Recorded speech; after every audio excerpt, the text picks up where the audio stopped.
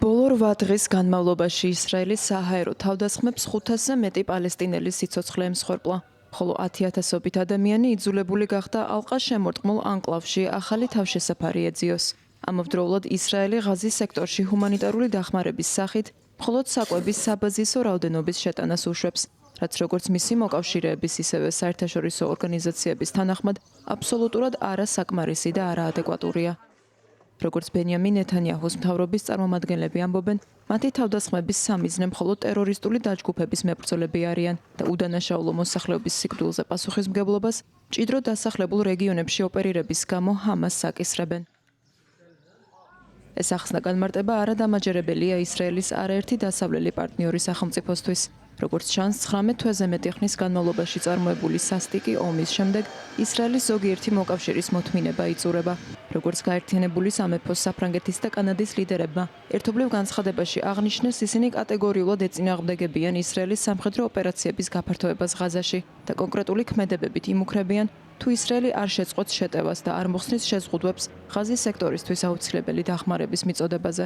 გაერთიანებულმა სამეფომ უკვე შეწყვიტა ისრაელთან თავისუფალი ვაჭრობის შესახებ მოლაპარაკებები.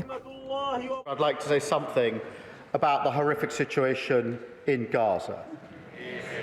სურს თქვა რამდენიმე რამ ღაზაში არსებულ საშინელ მდგომარეობაზე. ეს ტანჯვა უდანაშაულო ბავშვების ხელახლა დაბომბვა სრულიად აუტანელია. გასულ კვირას საპასუხო რეაგირების შესახებ ვიმსჯელეთ მოკავშირეებთან, პრეზიდენტ მაკრონთან და კანადის პრემიერ-მინისტრ კარნისთან ერთად. სულს განვაცხადა, რომ შეწწუნებულები ვართ ისრაელის მხრიდან ვითარების ესკალაციის გამო. ვიმეორებთ ჩვენს მოთხოვნას ცეცხლის შეწყვეტის შესახებ, რაც ერთადერთი გზაა ტყვეების გასათავისუფლებლად. კვლავ ვაპროტესტებთ დასავლეთ სანაპიროზე დასახლებების მშენებლობას და ვიმეორებთ ჩვენს მოთხოვნებს ღაზაში ჰუმანიტარული დახმარების მნიშვნელოვნად გაზრდის შესახებ. ღაზაში საკვების საბაზისო რაოდენობის დაშვება აბსოლუტურად არასაკმარისია. ამიტომ უნდა შევთანხმდეთ რეაგირების ფორმებზე, რადგან ეს ომი უკვე ძალიან დიდი ხანია გრძელდება. ვერ დავუშვებთ ღაზაში მცხოვრებთა შიმშილით სიკვდილს. ვაცხადებ, რომ ვწყვეტ ისრაელის ხელისუფლებასთან თავისუფალი ვაჭრობის შესახებ მოლაპარაკებებს. ნეთანიაჰუს მთავრობის ქმედებებმა ეს აუცილებელი გახადა. სურს ისრაელელ ხალხს მივმართო. ჩვენ თქვენთან მტკიცე მეგობრობა გვსურს, რომელიც საერთო ღირებულებებსა და ჩვენს ხალხებს შორის მჭიდრო კავშირებზე იქნება დაფუძნებული. მტკიცედ ვუჭერთ მხარს თქვენს უსაფრთხოებას. ირანისგან მომდინარე რეალური საფრთხეების, ტერორიზმის და ანტისემიტიზმის ბოროტების წინააღმდეგ ბრძოლას, მაგრამ ღაზაში ომის წარმოება აზიანებს ჩვენ ურთიერთობას თქვენს მთავრობასთან. I say now to the people of Israel. ღაზაში გაფართოებული სამხედრო ოპერაციების და ჰუმანიტარულ დახმარებაზე დაწესებული შეზღუდვების გამო ისრაელის უმსხვილესმა სავაჭრო პარტნიორმა ევროკავშირმა ისრაელთან ფართომასშტაბიანი სავაჭრო თანამშრომლობის შეთანხმების გადახედვის გადაწყვეტილება მიიღო. მაისის დასაწყისში ნიდერლანდების საგარეო საქმეთა მინისტრის მიერ წარდგენილ წინადადებას მხარი გაერთიანების 27 წევრი სახელმწიფოდან 17 ქვეყნის საგარეო საქმეთა მინისტრმა დაუჭირა, მათ შორის ბელგიის, საფრანგეთის, პორტუგალიის და შვედეთის. ეს ნიშნავს, რომ ევროკავშირის აღმასრულებელი ორგანო შეეცდება დაადგინოს, დაარღვია თუ არა ისრაელმა ადამიანის უფლებების დაცვის შესახებ ევროკავშირ-ისრაელის ასოცირების შეთანხმების მეორე მუხლით დაკისრებული ვალდებულებები.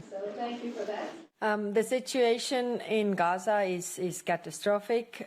The aid ღაზაში არსებული ვითარება კატასტროფულია. ისრაელის მიერ ღაზაში დახმარების დაშვება მისასალმებელია, მაგრამ ეს ზღვაში წვეთია.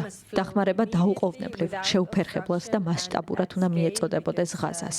ეს საკითხი ისრაელთან მოლაპარაკებების დროსაც წამორჭერი. ვესაუბრე გაეროს და რეგიონის სხვა ლიდერებსაც.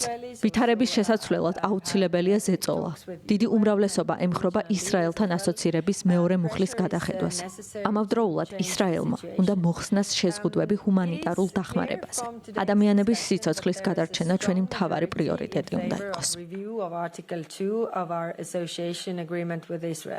როგორც ისრაელის ხელისუფლება აცხადებს, ომი მაშინ შეწყდება, როდესაც ჰამასის მიერ აყვანილი ყველა მძევალი სამშობლოში დაბრუნდება და როდესაც თავად ჰამასი დამარცხდება, გადასახლდება ან განიარაღდება. თავის მხრივ ჰამასი ღაზის სექტორის ისრაელის ჯარებისგან სრულად დაცლის სანაცვლოდ ძევლების გასათავისუფლებლად მზადაა, თუმცა გადასახლების და განიარაღების მოთხოვნებს კატეგორიულად უარყოფს. ამ დრომდე ისრაელის სამხედრო მოქმედებებს ღაზაში 53,000-ზე მეტი პალესტინელი ემსხვერპლა. მათი დიდი ნაწილი ბავშვები და ქალები არიან.